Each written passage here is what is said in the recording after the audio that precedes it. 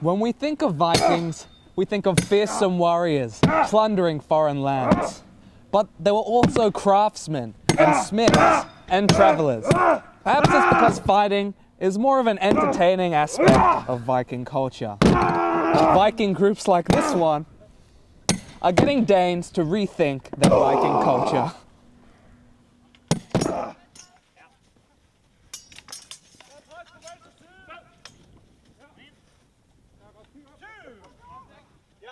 The warrior aspect of Viking culture is alive and well at the Godsbanen in Aarhus. Ask is a Viking group that meets twice a week to train in Viking martial arts. Yeah, it's a big part of being a Dane, so you have your Viking heritage. And the reason why we do this is because, yeah, we get to experience something in a very slight, very small part of what it would like to be a Viking, the fighting. And we do a lot of crafting as well. So they weren't just raiders, they were nice people as well. It's something to be proud of. Thomas Smith has been fighting with the group for 17 years. For him, being a part of the group fosters a sense of belonging. When you look at culture today, everything is about being like unique and not like the others, and it can lead to some people maybe sort of losing their footing. Like, where do I belong? If I'm so unique, what's my relationship to everyone else? And I think that the history that we have specifically here in Denmark and the rest of the Nordic countries with the Viking culture, I think is like a firm footing for some people. It's like, okay, this is where I belong, I know this is where I stand, and then I have that in common with these guys. Fighting is given a great amount of attention in modern depictions of Vikings. According to Hans Skov, an archaeologist from Musgard Museum, there is a historical explanation for this. Every time they had attacked a monastery or church, it was written down because they had these books they wrote in each year, and therefore we know about it, but we don't know all the peaceful meetings. They was not written down. I think we can rethink them that they were people that liked a lot of action. They liked to get out and meet new horizons. They were the astronauts of that time. For some, being a Viking is a hobby, but for others, it's a lifestyle. It can offer an escape from the humdrum of everyday life. It's a fantasy, a history, but for some, it's very much part of their reality. Annette and Henrik have a Viking love story. They've been horse riding since they were children and eventually met at a Viking group. Now, they're a husband and wife Viking duo from Jelling, just south of Aarhus. But it is a lifestyle. We're practicing all year. We are making our clothes by ourselves. It's handmade, all of it. And we're trying to keep it simple, the life. Because today your life is, you're quite hurry in everything you're doing, and you're looking in the television or your iPads. And we try to keep life simple.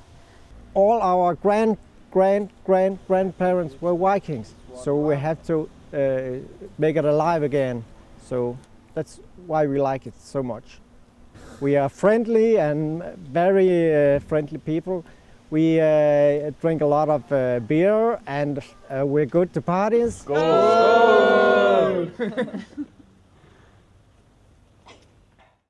The Musgard Museum has an extensive Viking collection and hosts an annual international Viking gathering.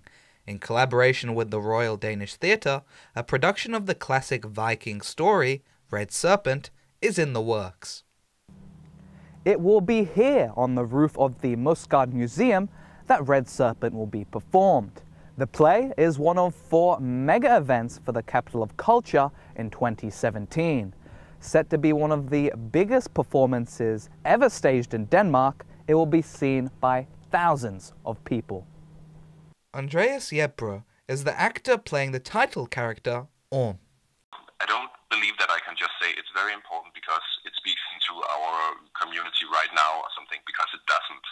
But it has this whole journey, which is a traveling journey and a development of a young being turning into a man. These very legends which everybody can rely on and rely to.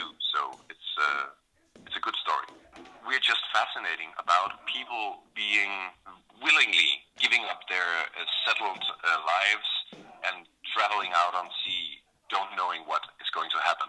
Red Serpent is based on the Swedish novel of the same name by Frans G. Bengtsson. Henrik Sklanny adapted the novel into a play.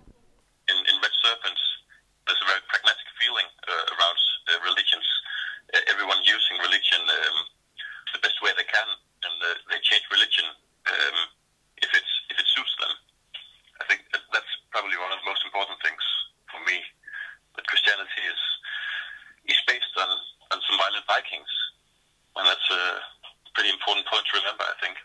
I think that's going to be very special, because even though it's just history for us now, the history is more present in the areas where they have these great monuments and great museums and everything, and it's going to be a very special thing to do it at that settlement. From Aarhus to Aarhus, Hans showed us streets in the Latin Quarter that have names like the Rampart and the Moat, harkening back to the Viking Age. 1200 years on, and those structures no longer stand, but their memory lives on in the minds of those who choose to remember. Legends never die. Yo! Yo, you bastard, yo!